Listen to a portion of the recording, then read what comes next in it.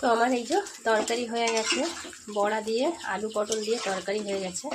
এটা যেমন পনির দিয়ে আলু পটল দিয়ে রান্না করে সেইভাবে রান্না করেছি, আদা কাঁচা লঙ্কা টমেটো দিয়ে, বেশ সুন্দর লাগে খেতে। একটু গরম মশলা দিয়ে দিয়েছি, হয়ে গেছে, এবার নামিয়ে নেব।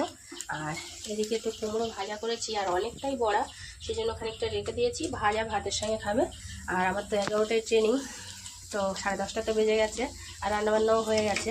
তো ট্রেনিং হবে তো অনেকক্ষণ, এখন কখন ট্রেনিং থেকে বাড়ি আসবো জানি না, আর কখন ভাত খাবো জানি না, সেই জন্য দুটো গোলা রুটি করে নিচ্ছি। আর প্রচণ্ড শরীর খারাপ তো ভালো লাগছে না, একটু গোলা রুটি করে এটা খেয়ে ওষুধ খেয়ে তারপর ট্রেনিংয়ে যাব।